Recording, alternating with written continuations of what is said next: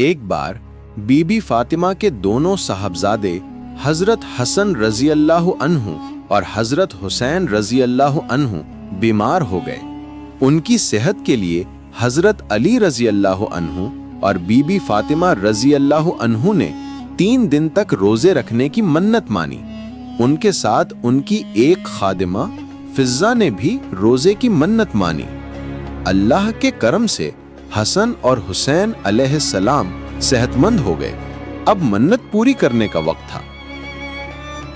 पहला दिन, घर में इफ्तार के लिए ज्यादा कुछ नहीं था।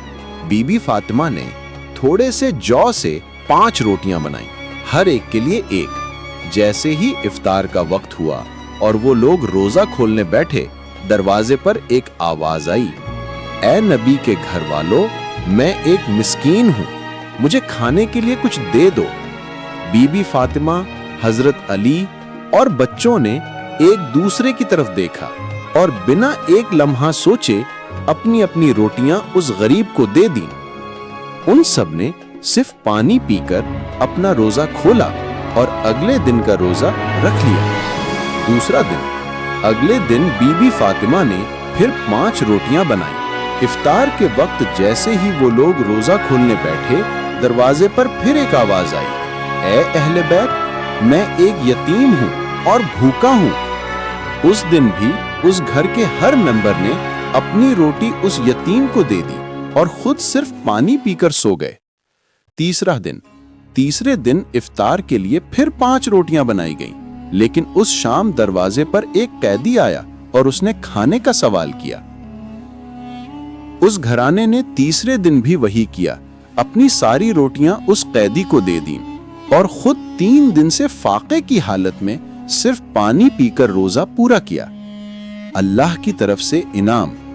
जब तीसरे दिन के बाद सुबह हजरत अली अपने दोनों बच्चों हसन और हुसैन को लेकर पैगंबर मोहम्मद सल्लल्लाहु अलैहि वसल्लम के पास गए तो बच्चे भूख की शिद्दत से कांप रहे थे।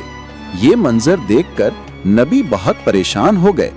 वो उनके साथ बीबी फातिमा के घर पहुंचे और देखा कि वो भी इबादत में मशगूल हैं, लेकिन भूख से उनकी भी हालत ठीक नहीं थी। उसी वक्त जिब्राइल अलैहिस्सलाम अल्लाह का पैगाम लेकर नाजिल हुए।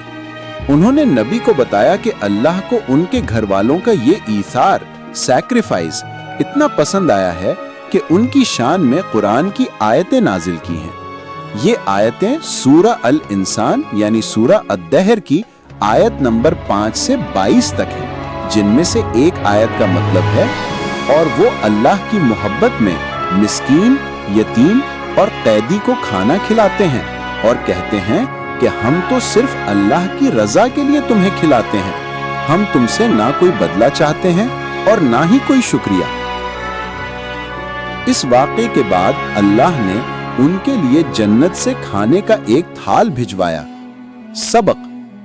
ये सच्ची स्टोरी हमें सिखाती है कि बीबी फातिमा और उनके घर वालों की नजर में इंसानियत की खिदमत और अल्लाह की रजा कितनी अहम थी।